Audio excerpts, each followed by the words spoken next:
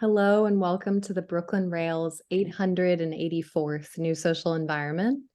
I'm Chloe Stagaman, Director of Programs here at the Rail, and I have the absolute pleasure and privilege of being your MC today for a conversation featuring Doris Salcedo and Francesca Pietropaolo.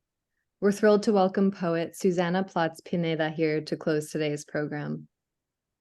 Before we get started, the Brooklyn Rail acknowledges Black Lives Matter. Here in New York, we're on Lenape-Hoking, the unceded land and waters of the Wappinger, Canarsie, Munsee, and Lenni Lenape people of the Delaware Nation and Shinnecock Indian Nation. We recognize land acknowledgements are not a replacement for necessary decolonial work, but serve as a reminder of place, of the legacies of dispossession and enslavement that sustain and enrich the stolen land we are speaking from. And now I'll introduce today's guest and host. Doris Salcedo describes her work as a topology of mourning. In each of her sculptures, installations, and public projects, Salcedo bears witness to life that has become the casualty of a political agenda.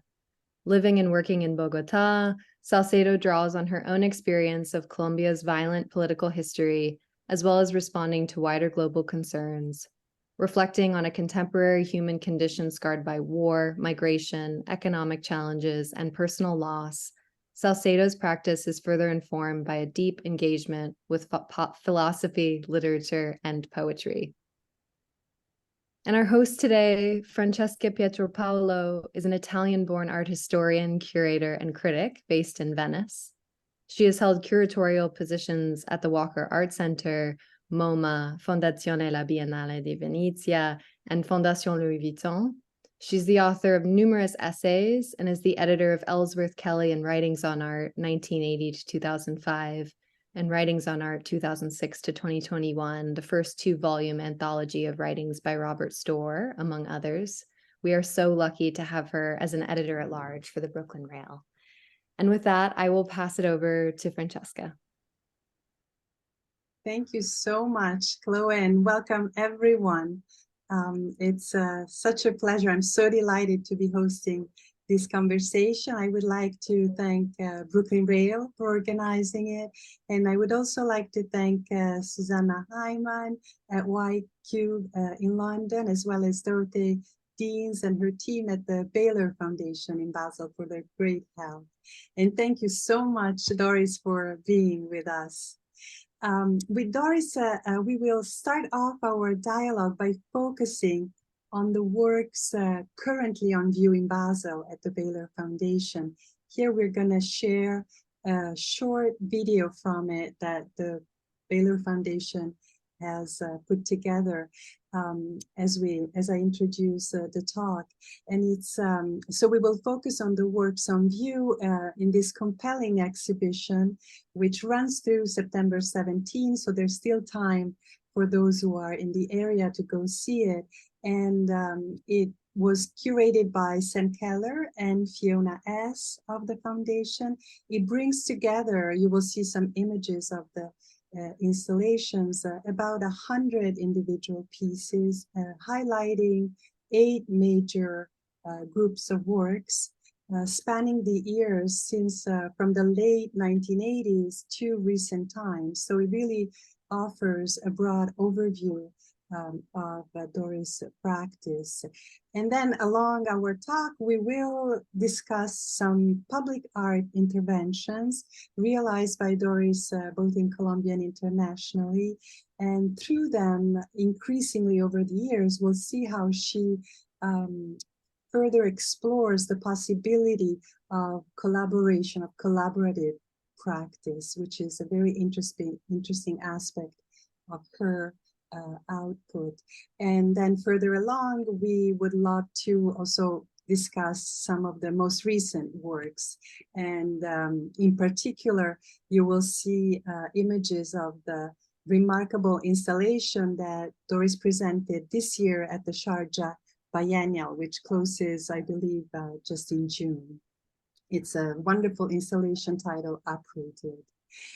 So without further ado, we can maybe start with the first image. This is Untitled from 1989-1990, and it also is the installation with which the show in Basel begins.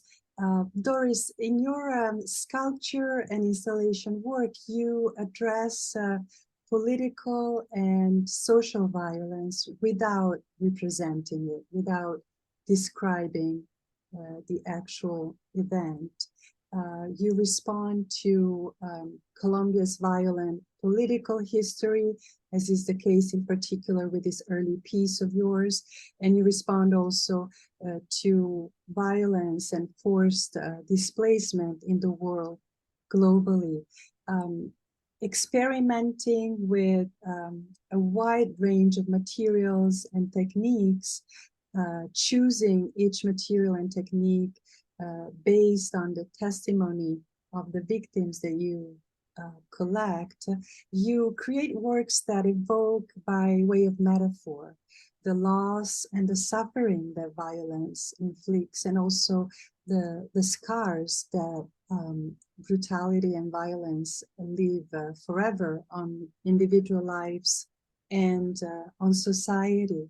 In this particular example, we are immersed into the quiet stillness of this sparse configuration of familiar, everyday domestic objects like bed frames and then clothing, the white cotton shirts.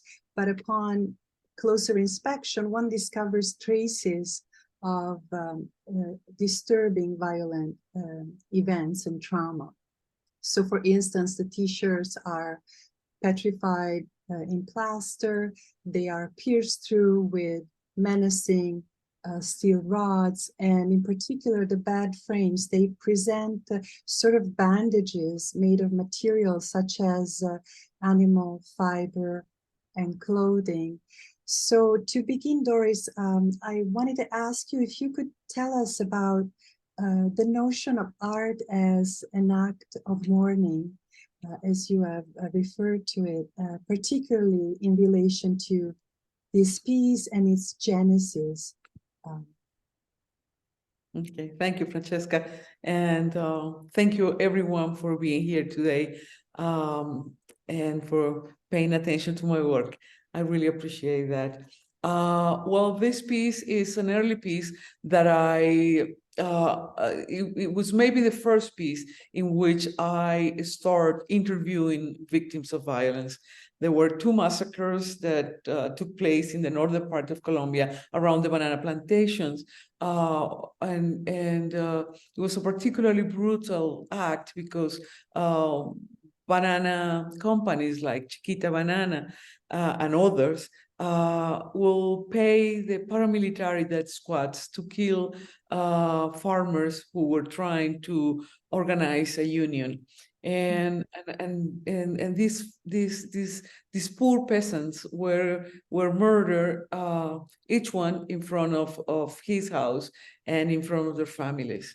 So I thought of the pain these widows will feel, and of how do you relate the fact that the bed in which the men were sleeping is still warm, and nonetheless the person is dead, and what would that widow do with all the clothing and all the elements that belong to that person that is now killed. And for that reason, I thought of this folding of shirts and rendering these shirts unusable by anybody else. And they do not deserve to perform a function, since the person for whom that shirt was purchased or acquired is no longer there. So I started thinking of these acts of mourning, and this piece was made, this folding, this almost infinite folding of shirts and destroying of shirts was done as an act of mourning. And then I started thinking that really what I wanted to do in my work, in the work made in the global South, in a country plagued by violence, was to understand mourning and create a poetics of mourning. Because we have to. I had to do something that was radically different from what the perpetrators have done. So if the perpetrator had destroyed, I had to build. If the perpetrator had stolen a life, I had to remember that life.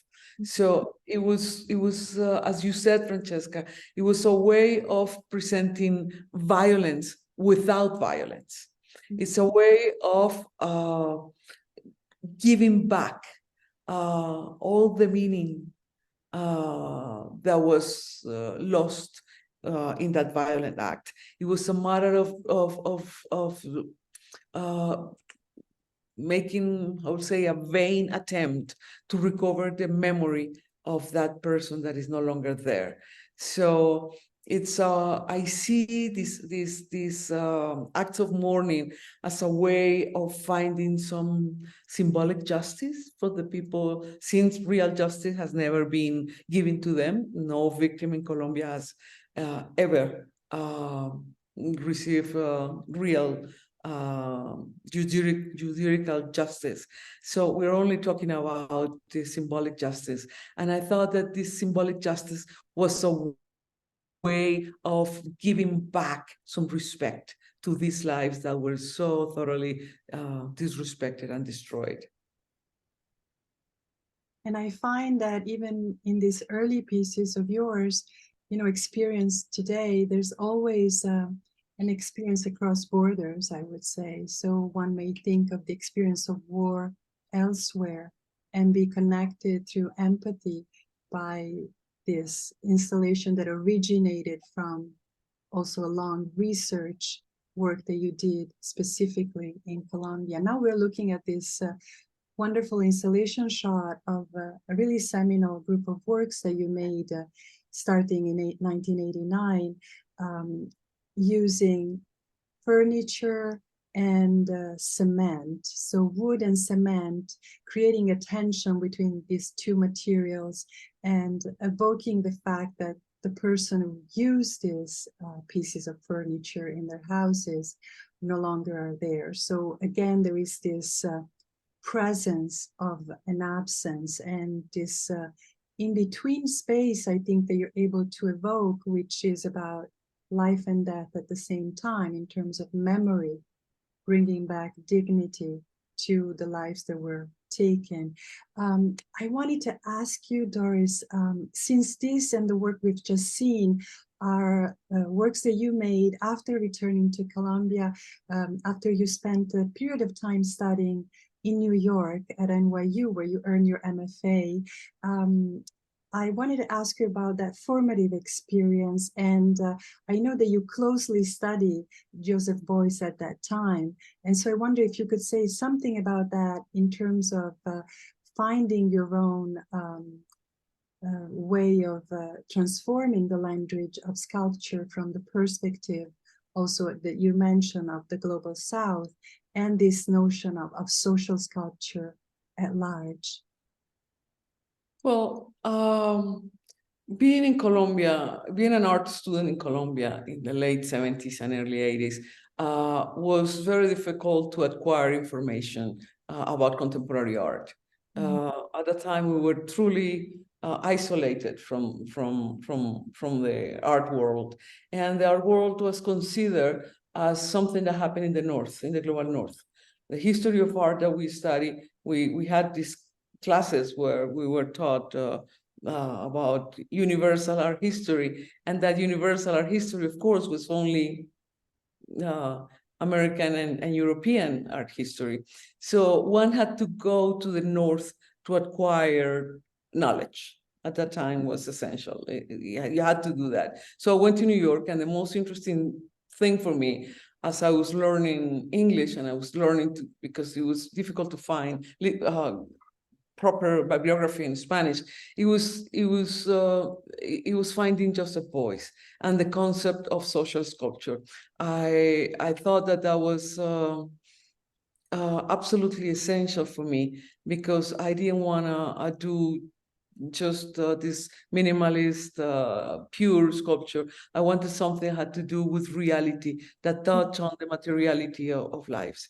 Then I decided to return, not to stay in New York, and to return to Colombia, because I strongly believe that in spite of the fact that in the global South, at that time we were not it was not called the global South, it was called the underdeveloped country. So if you come from an underdeveloped country, you had an underdeveloped art, an underdeveloped intelligence, not only underdeveloped economy and industry, but the whole culture. We were underdeveloped. And I think it's important to think, to reflect on the effect that kind of brutal language had on children and on young people growing up in the global South. It was absolutely brutal. So in spite of that, I decided to come back to Colombia, and because I was certain that we had the same abilities, that we had the same intelligence, that we were able to say things that were important to everybody, and we were able to tell our own history from our own perspectives. So I returned to Colombia in 1985 at a very tough historical moment where different violent acts took place, and the low intensity conflict that had been going on till that moment degraded radically, and full-blown violence started at the time. So I came here to the beginning of the massacre of I would say the genocide of a political party. And these pieces that we're seeing in these images are based on that research. 5,000 377 members of this political party were murdered. So I was interviewing the widows, basically widows, both male and female, of these urban politicians. So it was different from the previous piece that we mentioned that was basically on the countryside. This was something that happened in the cities. And again, it was as I mentioned in the previous piece, it was seen as why these objects do not deserve to be functional. They become dysfunctional objects because the person who used them is no longer there. So the violent act that took these lives away is somehow balanced by the careful mending of this absurd juxtaposition of objects. So it started with this act of violence, but it ended up as an act of care and absurd healing. I mean, knowing full well that there is no way you can save anybody's life or heal all these terrible political wounds, but nonetheless, it's an attempt to do it, and a serious attempt to do it. It's again like an act of resistance. Yeah. And when you spoke about mending and repairing, I just thought about the work that we're gonna see in the next slide. Thank you. And then following, if we can go to the detail. This is a very powerful work where you use worn shoes of disappeared victims, and you place them in niches created in the gallery walls, and then seal that off with animal translucent fiber. And the stitches, there are stitches all around it, so it's stitched to the wall. And I just wanted to mention that it's very interesting also how sewing is an element that seems to be recurring in your work. We'll see it later also in larger scale sculpture and installation. I wanted to take the opportunity also, Doris, to ask you about your practice in terms of process, because I think it's really very interesting how you always have this movement towards others, in the sense of working in a collaborative way. Could you tell us a little bit about your process, both in terms of research that you do, going out and meeting and gathering the testimonies of the survivors, and then working back in the studio space where there's a whole collectivity of practitioners helping you on each different project? Well, this piece was a research that I began very early on in my career, and I was helped by this human rights lawyer who later on was murdered.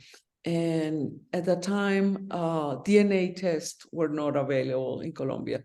And so the missing people were found, if they were found, when they were found, because they were found and recognized because of objects, mainly shoes. Mm. And so he walked me through the case of a former guerrilla, Nidia Erika Bautista, who was disappeared by the Colombian government. And he taught me step by step how he managed to find the remains of this lady. So it was a really thoroughly investigation. And I think I need to know. I needed to know more. I need to know absolutely everything in order to make a piece. I need to do a in-depth research. At the time, I didn't know, but a few weeks ago, it's known that Colombia has over 200,000 people that are missing. So at the time, we thought there were a few thousand. I didn't realize it's such a brutal number. But I wanted to bring the pain that was isolated in each household. I wanted to make a public space, and that's why there are so many of these niches in one gallery. So it is so a private, painful event becomes a social problem because so many people have been missing. At that time, I was working by myself. I had no people working in my studio with me. That's something that came later on. But at that time, I was working by myself. Can we go to the next image, please? And this is from the series Unland from the second half of the 1990s. In your titles, Doris, there's rarely the reference to a specific event. The exception I'm thinking of is the performative sculpture that you created in 2002, November 6 and 7, that we will discuss later on. Could you say something about the title of this specific work, which is a word that you created, but it was coming out of your reading of the poet Paul Celan, right? Yes, and this is just continuing with your previous questions. This is the first work in which I required help. Mm. Because each single piece took us 3 years to make. So it was a huge, absurd amount of work. The absurdity of the amount of work comes from the fact that I was interviewing children who had witnessed the murder of their parents. And I was interviewing a little girl, and every time I went to interview her, she was wearing the same dress, even though the dress was far too small for her. And one day I arrived really early on to the orphanage, like at 5 a.m. I found her washing by hand, washing the dress. And that she mentioned that dress was made by her mother. Mm-hmm. And so these pieces,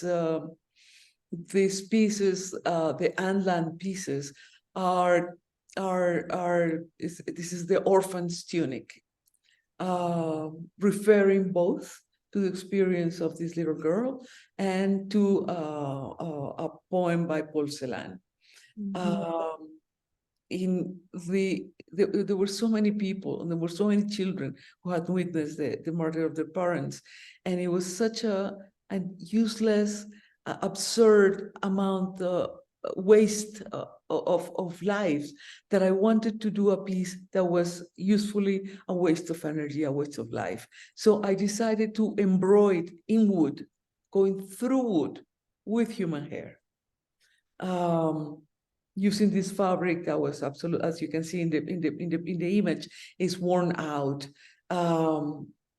So each single stitch was extremely difficult, as you can imagine, going through wood with a needle, with human hair. So it took us forever. That's why for the first time, I require help. The use the reading of poetry is always a very important part of my work. And I think the Holocaust poets and thinkers have always been essential to me, because you have a set of victims that were highly educated, that were able to voice in precise terms the pain they had and they had suffered, and that's why it's so valuable. I don't see the experience of the Holocaust as of these victims as something isolated or something unique, or not even as something extreme. I think this kind of pain is happening in many places in the world, and it not only happened during the Holocaust, but it has not stopped since the Holocaust, till our days. This kind of experience, extreme experience, is happening. There are, of course, differences, but this the fact that a large part, many human beings are forced into this condition of victims, are placed close to death during their lifetime, is something that we experience today. Different groups, of course, different people, but the experiences are similar. So I thought that this experience of the Holocaust were essential to understand the pain of the Colombian victim. And so that ties to what you were talking about earlier, the impossible task of addressing the unspeakable, right? Which is at the heart of your work. If we can go to the next slide, I would love to ask you, Doris, about this amazing intervention that you made in 2002. And it marks the anniversary, it brings back the memory of a tragic event in Bogotá, when there was this brutal siege of the Palace of Justice, which took place around the time when you had just returned to the country from the US in 1985. So here you go into the urban fabric, into the public sphere, and it takes the form of a durational sculpture in a way, because you started lowering chairs from the roof. And the amazing things is that the precision that goes into the work, which is an element that one finds a lot in your output, is the precision with which you place the chair, which is based on forensic reports that allow us to know when an individual was killed during that siege. Can you talk to us about this particular work, where you were also a personal witness to the event that we are in a way memorializing, like recuperating from oblivion? Yes, I was, as you said, I had just returned from New York, and I was working 2 blocks away from the main square of Bogotá. And when I heard the gunshots, so I ran to the main square, and I already saw that the tanks from the Colombian army had arrived and were entering the main square of Bogotá. It's a brutal act of war in the very heart of a city, in a society that was supposed to be democratic and not dictatorial. I remain as close as possible. Then I was pushed back, and for the duration of the fight, I was very close. as when I was allowed. We were not allowed during the nighttime. There was a curfew. But I remember distinctly all the sounds, all the smell. So it was a really traumatic event. I then the building was completely burned. As a result, more than 100 people were killed. The Colombian High Court was killed, and you can imagine what it means for a country to have the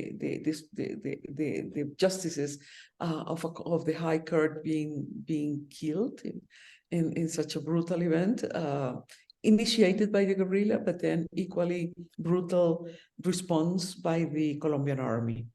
The building was burned. Then the building was demolished, but nonetheless, in the basement, there remained many, many, many objects that were burned or were pierced by bullets. And for many years, I tried to acquire these elements.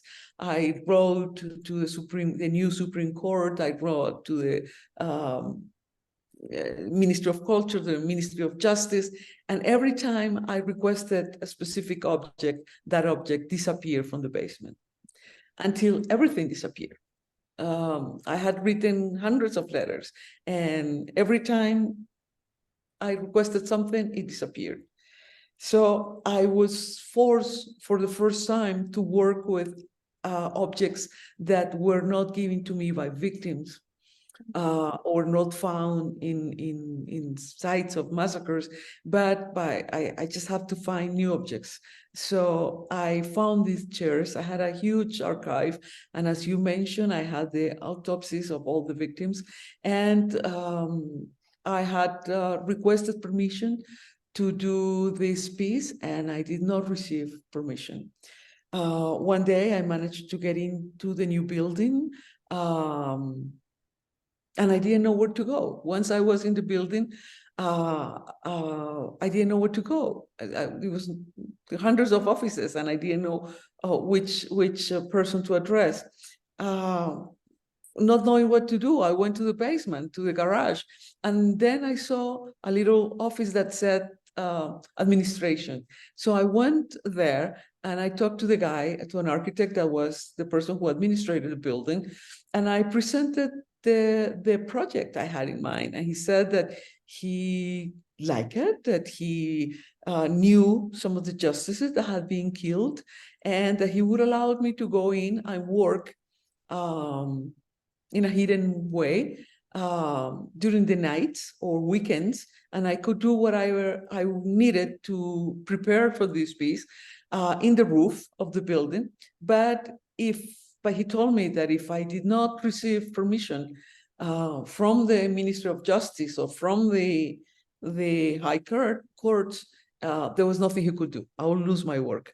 So I am a gambler. I say, fine, I'll do that.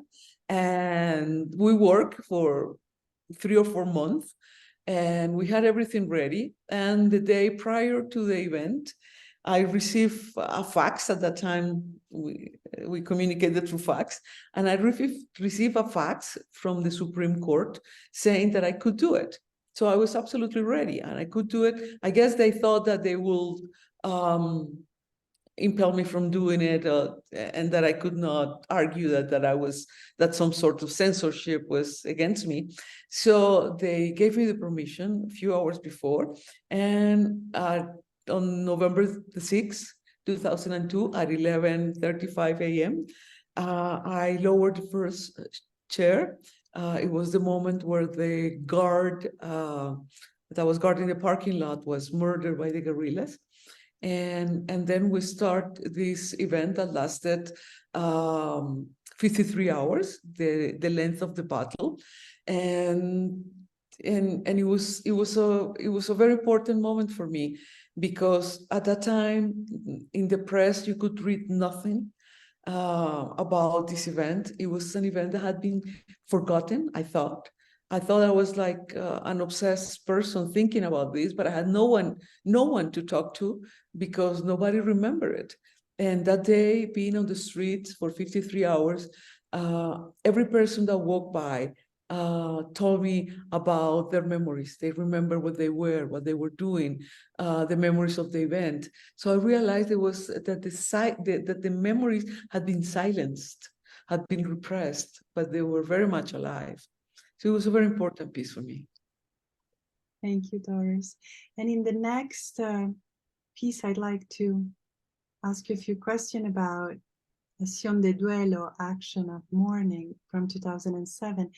This is another public art project, but it was really originated by learning about the killings of 7 Colombian legislators while you were at work, I understand, on your commissions for the Turbine Hall, which we'll look at in a minute. So I wanted to ask you, you started with lighting a candle, and it took the form of a collective mourning. You were talking earlier about this very important passage from the erasure of a private duelo, a private mourning, to bringing back to life this collective sharing of it, this processing of it. And in Colombia at the time, collective opening mourning was not something people were much able to do, right? You mentioned that as something that almost got forgotten as an emotional, a psychological experience. Can you tell us about how that came to be? Yeah, I thought it was when we learned the news that the members of the city council of Cali that had been kidnapped for, I believe, 5 years, when we heard that they had been murdered by the guerrilla, it was so painful. It was a really terrible moment. At the same time, I thought, well, there are so many difficult news, hard news coming about violence in Colombia every day. There is no way the society can express themselves, express their pain, because it will mean stop working, stop doing, stop your life on daily basis. Or on weekly basis, which is impossible for a society to do. So I decided to light these candles, 24,000 candles in this huge square. And obviously this is something that I cannot do by myself. So I like to think of the term coined by Michael Vidrich, which is performative monument. And I think these performative monuments can be done by the participation of a large number of people who are feeling the pain of this loss with just as hard as I was feeling them. So I make a public calling for people to help, and a lot of people help. And we managed to light these candles in actually something like 4 hours. So a lot of people arrived. I needed them to be sort of organized because I also wanted to know, to let people know that this was not an spontaneous act. When an important person dies in, I don't know, when Lady Diana died in London, you had the streets paved with the flowers and candles that spontaneous people place. But here it was completely different. We were silenced. We were in a way numb by the number of brutal events that takes place continuously here. So I wanted this to be organized, to show that it was thought by one person, but that we can all participate. I thought at the time that one of my tasks as an artist is to give the society tools to express the mourning and the pain that remains silent. So this is what this piece was all about, and other pieces that came afterwards that I made in the same square. And around that same time, in 2007, you made your intervention at Tate, which we can maybe quickly look at to be able to go forward and talk about the most recent work. but you created this long crack following an initial existing crack in the floor of this vertical industrial cathedral, which is the space of Turbine Hall. So you inverted the way of looking of visitors, of people, not pointing at the height of the building, but rather looking down. And it is a way of bringing into a temple of modernity all those that are marginalized, are left behind. You were talking about this being regarded as coming from the South as a third world person, not considered at the level of the Western citizens. What I wanted to talk to you about is in particular detail, once the work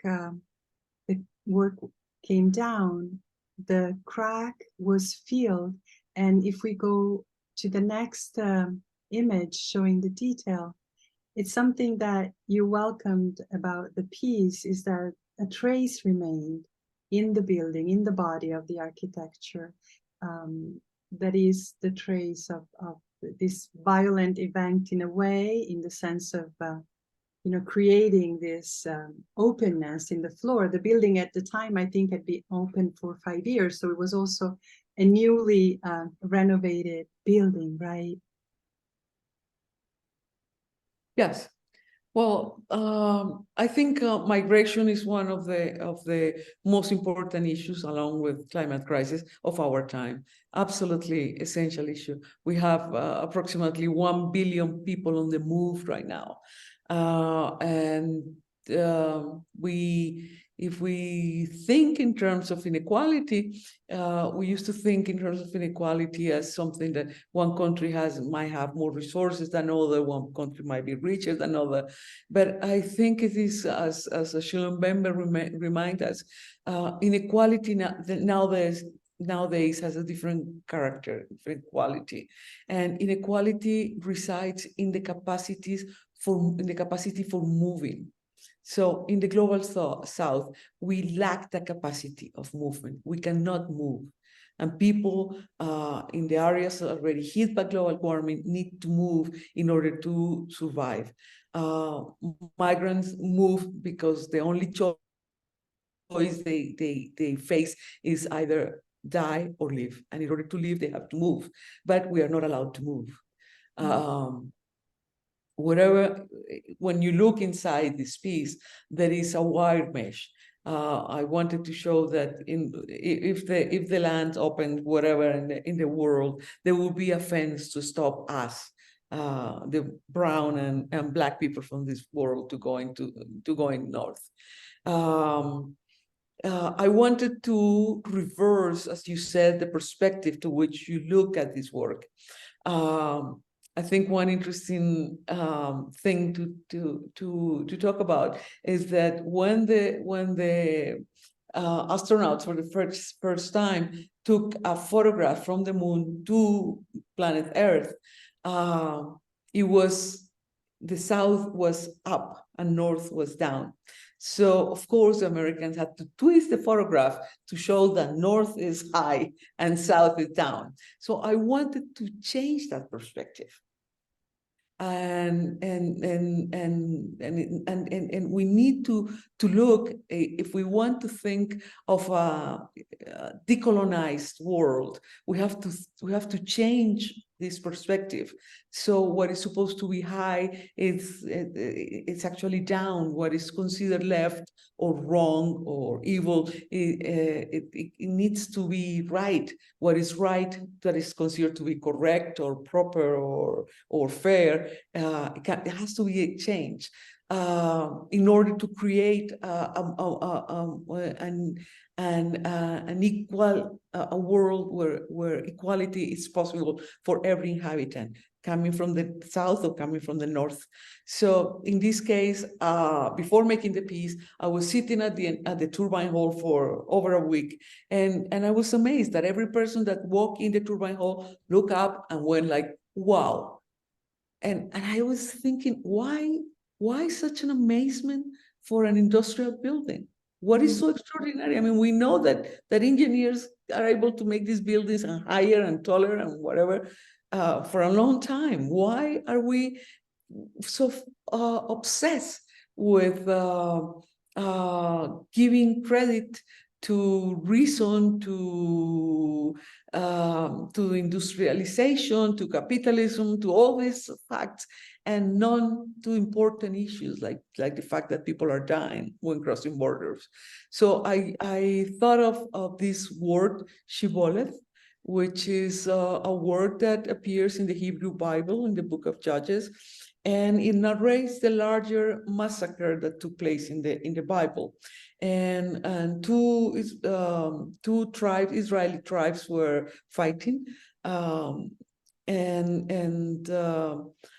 the ones that were losing the fight, the Ephraimites were crossing the Jordan River, the Galileans asked them to pronounce the word shibboleth, they will pronounce sibolet, and at that time they will be killed at the moment of crossing borders. So I was referring to the fact that people are still the ones who are different, the ones who have a different accent, the ones who have a different color skin are stopped at borders and they are left to die, as we see on the news every day.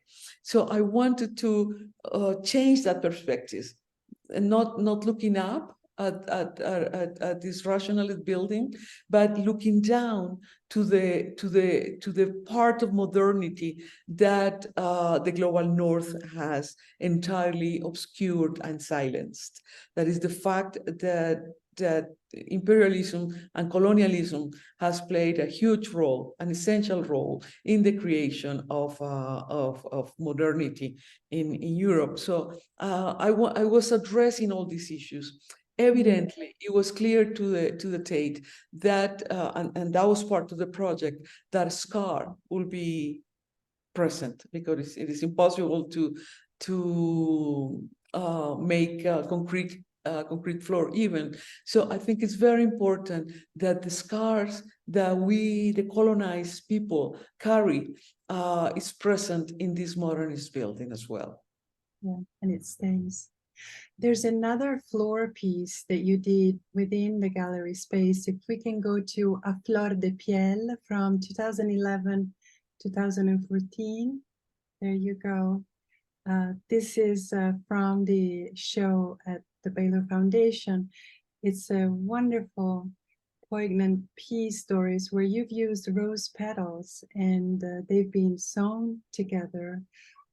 And you have these folds that really gives the sense of the skin, but also you have been experimenting with materials that bring a character of ephemerality to sculpture in this case.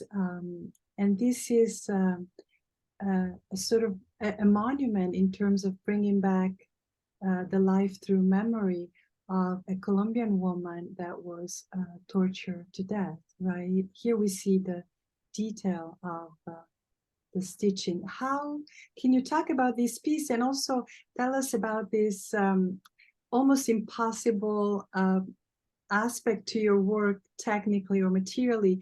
You've used such a fragile material like a flower petal, but you've made it stable somehow. And often you are in conversation with conservators to make that happen, to stabilize the works that way, which I think has a real conceptual element to it as well. Yes, I was making this piece making on the terrible experience of a Colombian nurse who was tortured to death by the paramilitary death squads. And at the time when I was reading about this torture, the conversation worldwide, especially in the United States, about torture was going on. During the Bush government, the second Bush, you could read in the American press a lot of articles about torture they were wondering, what is torture?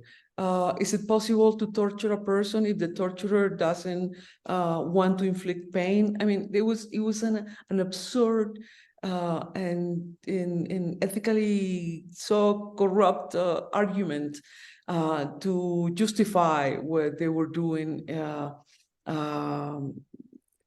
in all these what at the time we call like blind spots or I forgot the name now. Like they were places where all over the world where detainees were taken and they were tortured in these dark spots, and so torture was widespread. So I do work based on a Colombian experience, but also regarding whatever is happening around the world. I always connect what is happening in Colombia to what is happening around the world, because it is nothing is isolated nowadays. Everything is connected. So I wanted to bring a flower offering to a victim of torture, knowing that as you come close to a victim of torture, that you're gonna inflict pain, even if you want to heal, even though you want to be delicate, even though you want to heal, to close that wound, you will create pain. So I was looking, as a sculptor, I was looking for the material that was the most fragile, the most delicate of them all, and that could honor that person's experience. And I thought that rose petals were ideal elements because it was a flower offering. But at the same time, I wanted to make a huge shroud that could cover all the bodies that had not been properly delivered to death. And not only Colombia, but many other countries are countries of the unburied dead or the mass grave burials, improper burials. And one of the sites of massive burial is the Mediterranean. Yeah. Next work that I'd like to discuss with you, if we can skip this one and we'll go back, is Palimpsest. This installation that is on view in Basel since October, before your show opened, and it's still there. One can visit it from 2013 2017 here. It's about, first of all, bringing back the identity of the people that died trying to cross over to Europe by unearthing their names, which is it took you years to do this research. And I think one of the experiences living in Europe, in a Mediterranean country like I do, is that they're just numbers, you know, it's just in the news and they're forgotten. And so I completely connect to the powerfulness of bringing to visibility and to knowledge the names of the people. And this piece is very much like the title evokes, about cancellation and rewriting, and then cancellation again, almost in a cycle, just like bodies coming ashore. And it took quite a complexity in terms of the technical aspect of realizing, but I love what you said about it in another interview. It is almost like Earth is crying out their names. Can you talk about this sort of counter monument, not only because it counters the notion of monumentality as something vertical, but it is about what comes into visibility and what goes out of it? Well, this is a piece, as I was saying before, I like to relate my experience to the rest of the world. One aspect that is very important of this piece is that it's a piece about migrants that came from Africa, Southeast Asia, or from Middle East, and they are dying going to Europe. And nonetheless, I wanted to make this piece from Colombia, a country that is full of problems of our own. And I wanted to acknowledge this death, because these deaths are not acknowledged in Europe. No grieving is taking place in Europe, and I find that particularly painful. Like you can, every day that thousands of people are dying, crossing the Mediterranean and dying in the deserts, and yet nothing happens. They don't qualify as people who are alive. So I think it's very important to think that for some people in the global south, death is very close. Death is almost a part of life. It's there every day. They cross this desert, or they cross the Mediterranean, knowing full well that they might die, that is extremely dangerous, and yet they don't have any other option. So I wanted, that was the point of departure. Then, of course, I wanted the names, but not simply to write the names. That's not what I wanted. I wanted this name to be cried. I wanted, since people are not doing the crying, I think the very earth needed to cry these names in order to present these names with the beauty, with the clarity, with the brilliance that we will attach to the name of a person that we knew, that we loved, and that now is deceased. When we see the name of someone we have lost, of natural cost or whatever, natural causes, we see that this name has a particular meaning. It has a clarity, it has a beauty, and that name is full of memory. I didn't want to write a list of names, a cold list of names. I wanted to write these names to show that the earth is crying. And because of the technique I'm using, the water shines, and it adds meaning. It gives back to these names all the meaning that they had when they were alive. And that was a very important aspect for me when I was making this piece. It's an amazing piece. And since I'm keeping track of time, we're getting closer to then opening up to our audience. I would love to have the time to discuss with you fragmentos. Chloe, if we could get to that piece from 2008, which is a collaborative piece, Doris, that you made with victims of sexual violence during the Colombian war and social violence. And this is a powerful image that encapsulates what you did. Yeah, you can tell us about it. Yeah.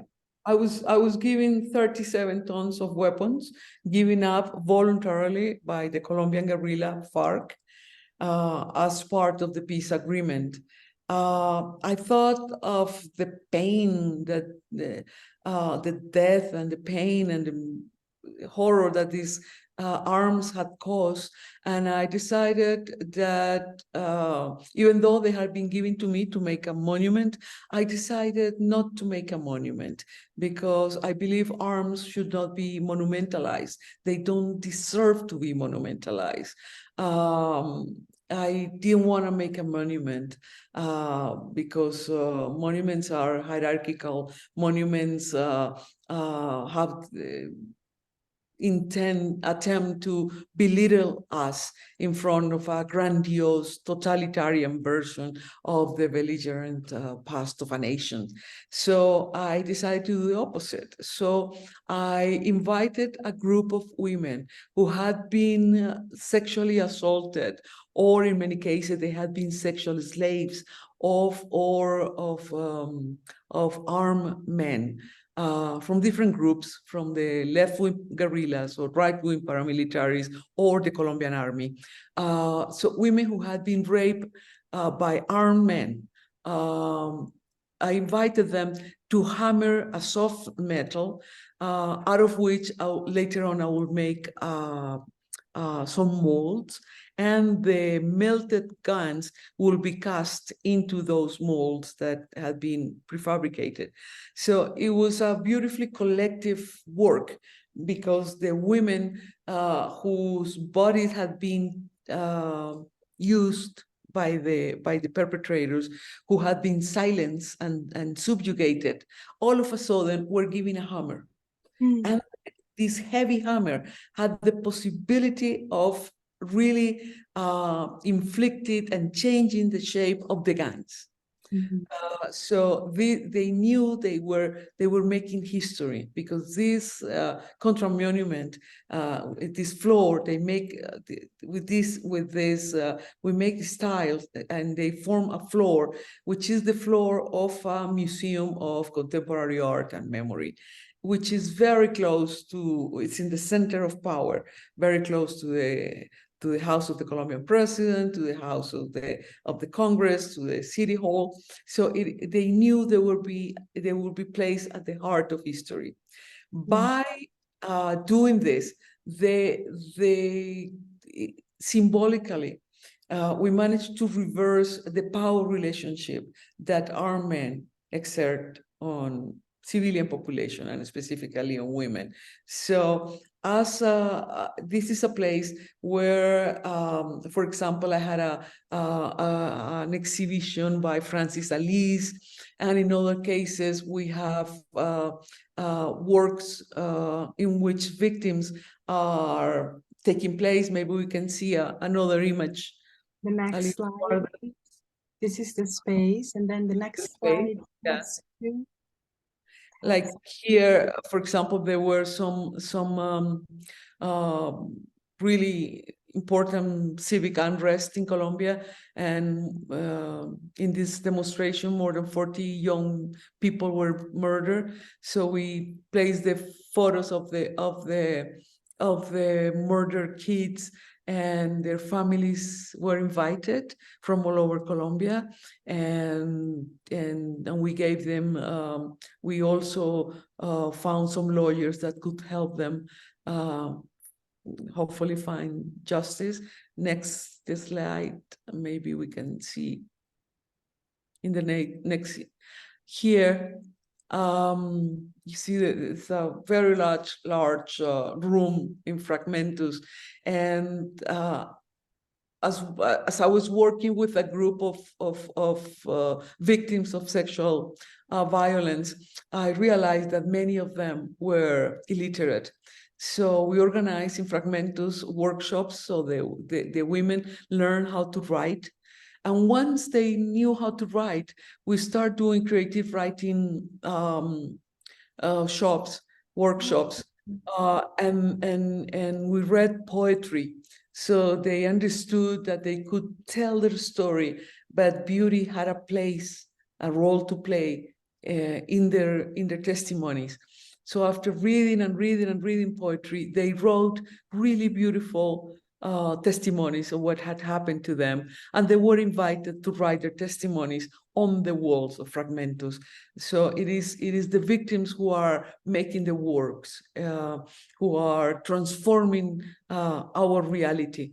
By making this with these pieces, they teach the Colombian society that they know how to, that they understand, that they can express their feeling. It is very difficult for victims of sexual violence to give their testimony because of the shame attached to it. So we are making different pieces, different works of art in which the victim is invited to give the testimony, and things that were considered unspeakable now are absolutely speakable. You can speak of that. Not only you can, but you must. Yeah. Because if you don't think if you don't give words to the violent acts that take place, then the thinking of the perpetrator goes unthought. We need to think, and it's beautiful to think this through in a conjunction with the artist and the victim, so we can think and we can give word to these events that were considered unspeakable. and giving life to a process of transformation. It's really the transformative power of art. Yeah. And then in the next and most recent work that you have made, the next image, this is Uprooted that I mentioned at the very beginning before we started our talk, which you showed at the Sharjah Biennial. And it's an impossible house made of over 800 that trees, and it brings to mind you know, the link between existence and the experience of dwelling as being the very basic of existence, of which the philosopher Levinas talks about. This is about migration and climate change, and again speaks to humanity at large. Can you tell us about how you conceive the work? And it has 3 different elements to it. Yeah, maybe we can go to the next image, and so you can see the, yeah. I was, as I said before, I think one of the most important issues of our time are climate crisis and the migration problem. And here I try to put them together since the great climate migration has already begun.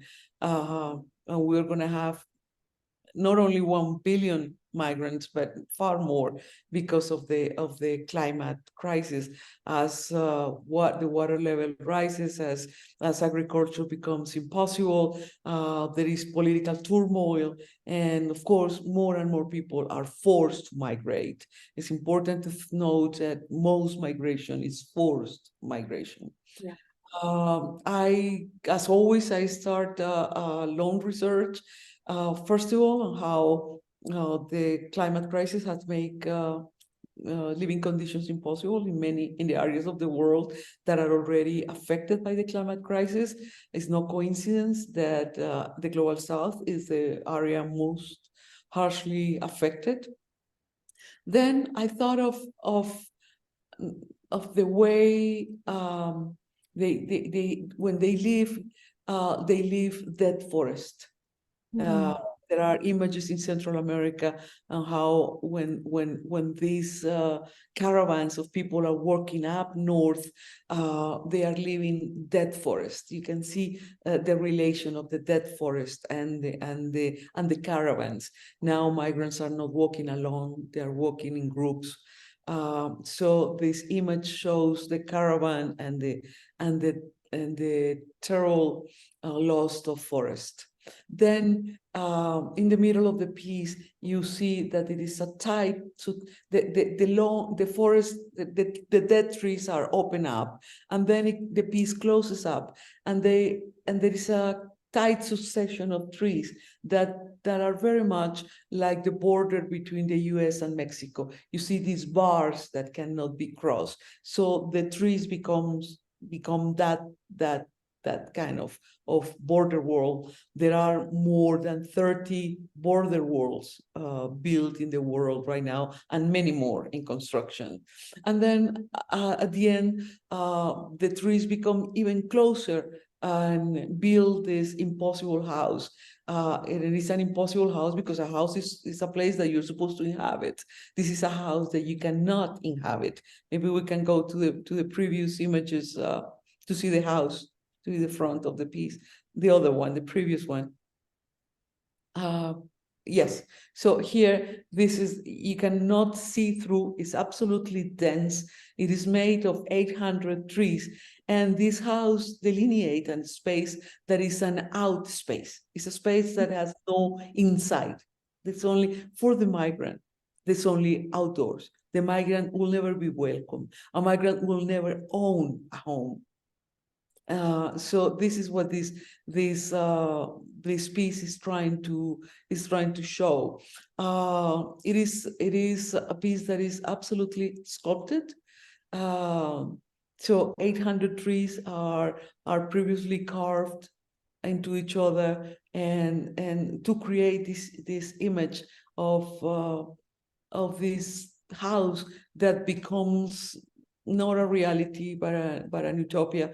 It's something that is impossible for a lot of people to have, to own, to inhabit. Levinas, you mentioned Levinas before, and Levinas changed the Cartesian dictum. I think, therefore I exist, for I dwell, therefore I exist. So evidently, migrants have no place to dwell. And now we see that all these xenophobic policies are creating these impossible sites for people to inhabit. So not only they are forced to leave their homes because advanced capitalism has destroyed the planet. Not only they are not allowed to cross borders because rich nations are obsessed in creating walls and stopping migrants, even though migrants might be needed.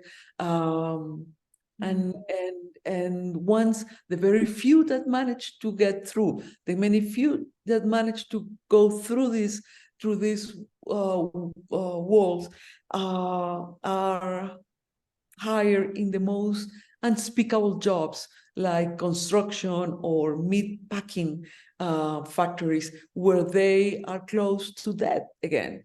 We know that many. We know that many people die in construction. We know that many people die in the meat packing factories, where their hands are cut or their arms are cut, or sometimes they die. So this is the kind of jobs that the North is offering to these people. So I wanted all these three stages of this painful trip to be part of this piece, of this work. Thank you so much, Doris. I think we have run out of time, and we should open it to the floor for questions. Thank you so much, and thank you all for having joined us. Wow, that flew by. Thank you both so much for that incredibly remarkable conversation. That was brilliant. And thank you, Doris and Francesca. We have several lovely questions today and comments for you, Doris. The first question is going to be from Millicent. Millicent, I will give you the chance to unmute to ask directly.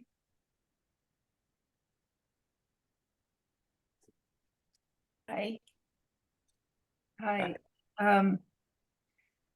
First of all, for many years, I've looked at your work in exhibitions and books, and your work has never ceased from moving me. So thank you very much. Thank you. My question is about an aspect of your visual language. There is in some of your work a strong rectilinearity of forms and installations, and it has always felt to me as a sort of urgency to contain the uncontainable, to give some sort of solidity that is within, to give some sort of solidity to that which is uncontainable, but within it, it has the source of its own unraveling. And I wonder if you could speak to that linearity, and then the sort of other polarity of the non-rectilinear, like in your rose petal shroud and the garments with needles. Well, that's a beautiful question, and you already phrased it so beautifully. That's little I can add to that. Yeah, I want the work to be a failed attempt to restore some sort of order in the midst of chaos. So we know that violence brings chaos, and chaos destroys lives. So it is an attempt to give back shape. It's very important to give back shape because these bodies have been completely destroyed, have been massacred in the most horrendous manners. So for me, it is essential to reshape, to take care of it as though I could heal. I think that restoring each fragment of wood, each fragment of whatever material I'm doing into this shape is an act of resistance. So that's why the shape, the rectilinear shape, it's so important, and the precision to which each single thing is done is absolutely essential, because it talks to, I think there is an imperative in my work, and that is respect. I have to give back respect. Respect has been taken away, and that's why injustice had taken place. So it is a way to opening a space for justice, opening a space for respect and care and healing. Those elements are absolutely essential. But also I think it is important to understand that one thing is the chaos and that we inhabit in the reality. But another thing is that the victims have the right, and we all have the right, to think and to desire a different horizon, a horizon in which a good life is possible, in which justice is possible, in which life is possible. So I wanted to elevate the work, not leave it right there in the chaotic reality of violence, but also in the horizon in which we can think of a better world, where there is beauty, where there is justice, where there is respect. So that's why, for me, precision is so important, because it's the way to open up the space for us, for the viewer, for the victims, for myself, to understand that a better world is possible. I'm always hopeful. I'm full of hope, and because, in spite of whatever horrible politicians we have in power, or possibly coming back to power, or whatever, in spite of all that, in spite of war, in spite of everything, I believe human beings are capable of achieving a better life, and we have to fight for that, and we have to act for that, and we have to become agents of change. And we can do that through art. So it's not only representing what is happening, but it's the imagination that we as artists use in art, what allowed us to dream of that better world. So the precision, either in the rectilinear pieces or in the more organic ones, like a flor de piel or disremembered, there is always huge precision, and delicacy in each act. It's not something done at random. When you think of violence, the violent person wants to inflict a mark on the victim. If you hit somebody, there is a mark or where the person had been hit. And that is inflicted with utmost brutality and lack of care. So I want to go to the other side, where there is delicacy, where there is precision, where there is care, and love and hope. All that should be together in a work of art, I think. Wow. Thank you for that incredible question, Millicent. And thank you for your answer, Doris. The next question, well, is more of a comment, but I want to give Sheila Pepe a chance to unmute to tell you about the comment in the chat. I wrote this, and I mean it, so I'm going to read it and then maybe say a tiny bit more. It says, "Thank you for your searing critical capacities, acute material and spatial intelligence, as well as your stamina and persistence. This is what exceptional political art looks like in the 21st century." So Thank you. Thank you so much. You know, just on this issue of precision, what's inspiring to me as a fellow artist is that your thinking is precise, your perceptual capability in the decisions you make in the work is precise, and your it means that the poetry of the work itself is so far-reaching that I just encourage, if there are younger artists here, who wonder what great sculpture looks like, this is what great sculpture looks like. It takes a tremendous amount of work and experience and knowledge. So thank you so much for doing your work. It's really fantastic. Thank you. Thank you. Thank you so much. I can't tell you how important that is for me. It gives me energy. Sometimes I get tired, but with comments like, I'll keep going for sure. Yeah, going, please. And thank you. Take care. Thank you, Sheila, and thank you, Doris. The next question is going to be from Helen, and I am going to read it on Helen's behalf. Doris, Helen is wondering if your research archive includes documentation or recordings of the oral histories that you gather for each project. I never recorded. For many years, I did not record it. Only in the past year, I started recording. I felt that recording brought like an outside element that brought the intimacy that I needed in these interviews. So I never did it. I never took notes. I only listened carefully, and then I came back to the studio to draw and to think of all the elements that have been given to me in the testimonies. However, in the past year, as a result of the peace agreement that was signed between the FARC guerrilla and the Colombian government, there was a transitional justice system that is implemented now. And so I want to help some victims to present their cases in these tribunals. In order to do that, we need to compile a lot of testimonies.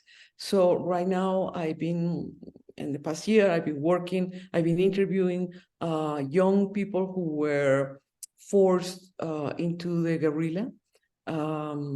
They were recruited when they were 6 or 8 years old. They have gone to unspeakable horror. And for the first time, since we need to build these archives, for the first time, I'm recording their testimony, but I didn't used to do it. Now it's for something that is not useful for me, but it's useful for the victim, him or herself. Thank you for that, and thank you for that great question, Helen. The last question today is going to be from our publisher and artistic director, Fawn. Thank you so much, Doris. That was so profound. Super moved by the conversation for sure. And I was thinking, since the word poetry that Sheila brought up, the poetic aspects in the work, I can't help but think about in 1937, in the 3 days of Soviet Writers' Congress, during the Great Purge, where every day, every poet, writer has to be brought up on the stage, forced to go up and express their profuse thanks, to Father Stalin for having created this new model of truth.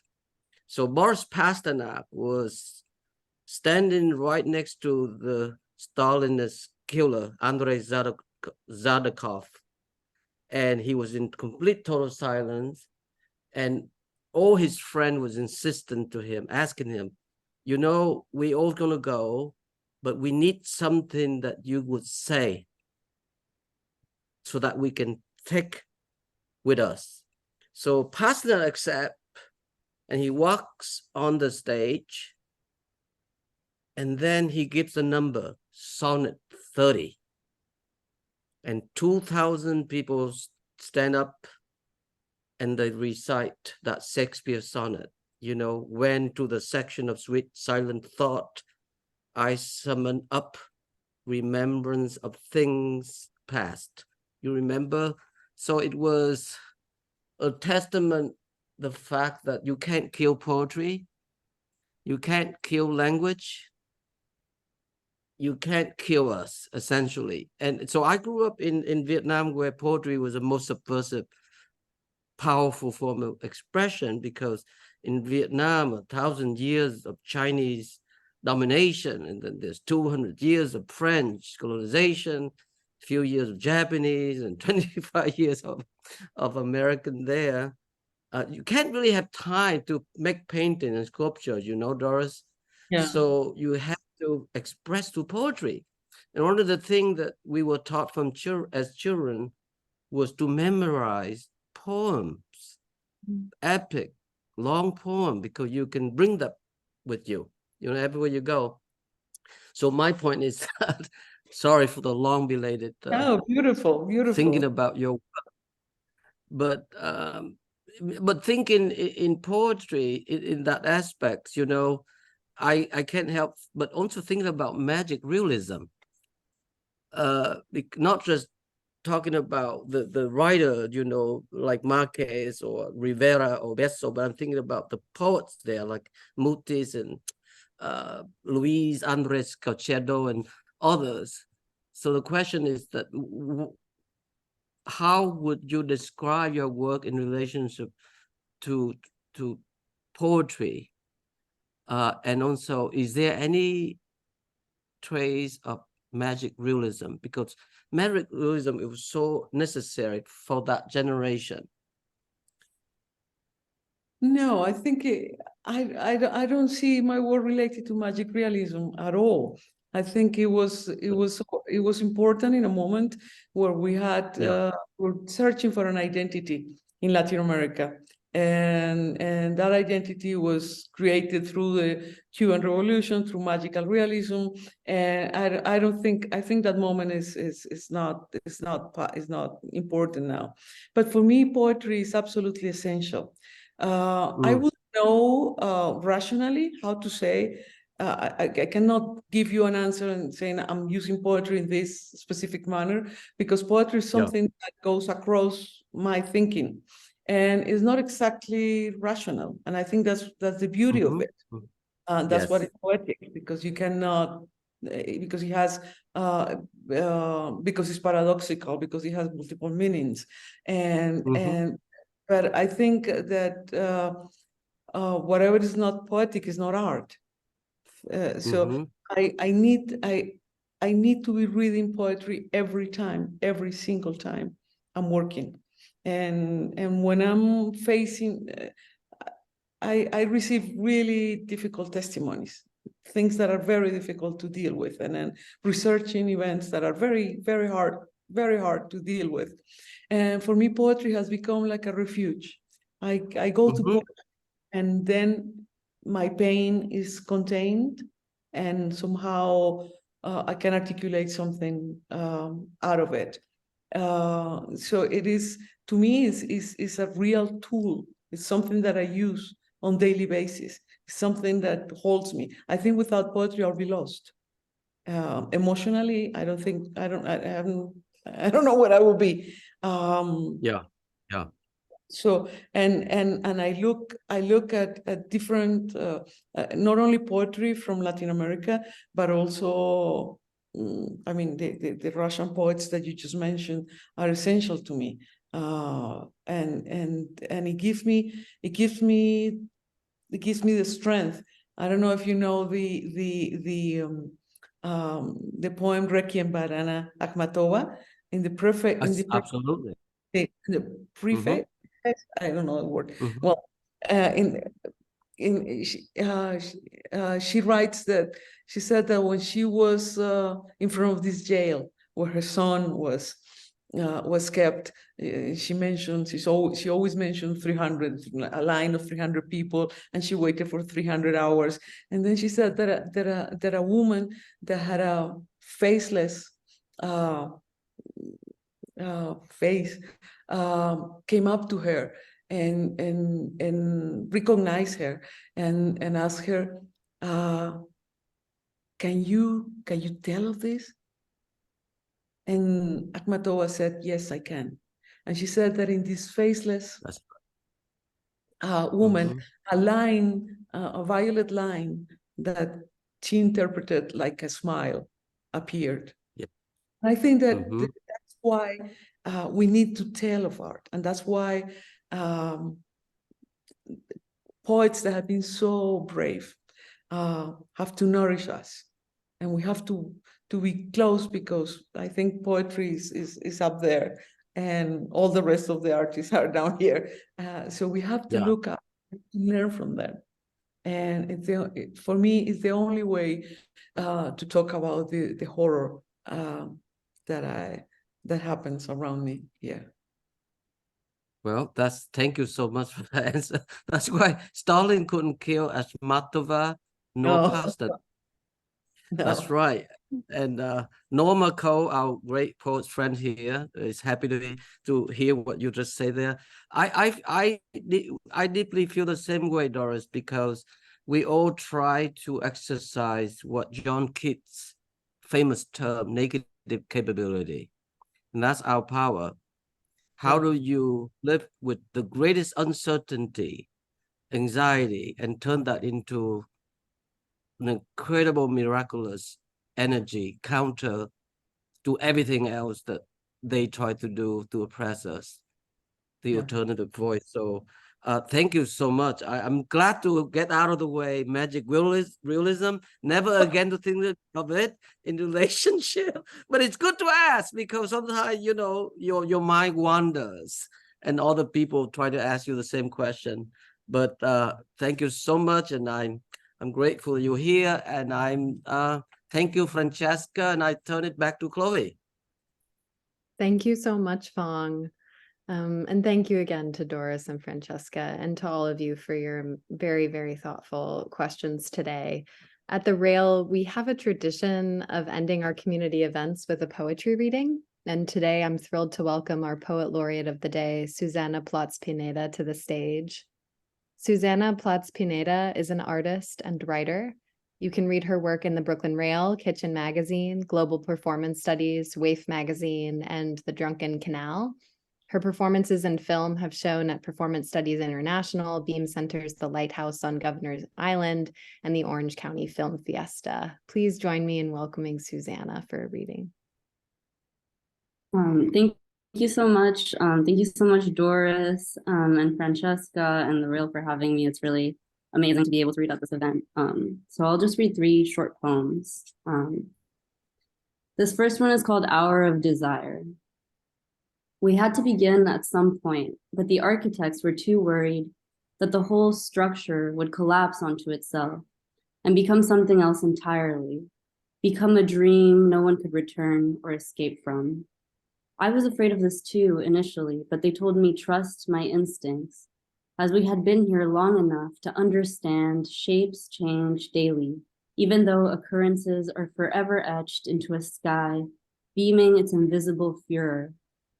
Even when we turn on all the lights, I wish sometimes they turn off the lights. I'm so tired of seeing, although the bog is like the most soft sort of beckoning I've ever. It wants me to touch the velvet of its decay, wants me to stroke all the dead, crisp little animals with my good, soft palm. It's so good the way the brown, black, mud undersides are just silver in this light. So good how even the surroundings call me into them, to the soft insides. I'd want to annihilate into them, into yards of mangrove lawns and deerskin grass, even though sometimes I pray they'd turn the lights off. There's no night, there's only night. I want to drink the night milk out of the silver coolers where they keep all the corn husks and the pearls. How did they find such gleaming 10,000 miles away from sea? There are so many skeletons here, like, for example, shell bits and crystallized algae skin and coral skills and the ribside wave patterns of the whole world sinking into its last dream. Pale milk, a place in which we move forward into space without leaning. A place not unlike this one, where the elements are intermittently gold, cerulean, silver, milk. We drink in the still water of the afternoon departed early. A mission house painted in slate at the top of the hill. A mission sequence beginning in the wet, green, early boughs. The knots of chapel songs found amidst branches. a message in the ceiba. We unclenched the first star, folded in the damp crease of palm, and let a map of rivers form in the corners of early surroundings. We now witness the unfolding of a fresh new forest.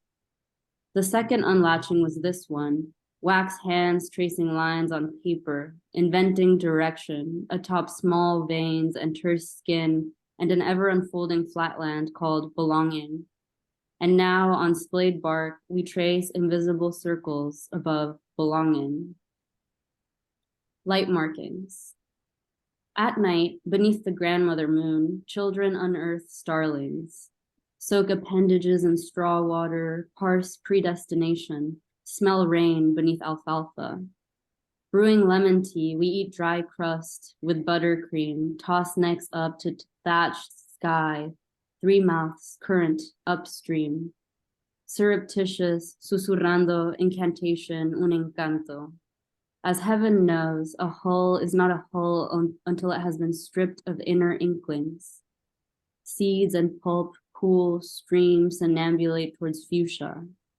Rivulets form diagrams of connotation, bleed star patterns until swallowed magenta.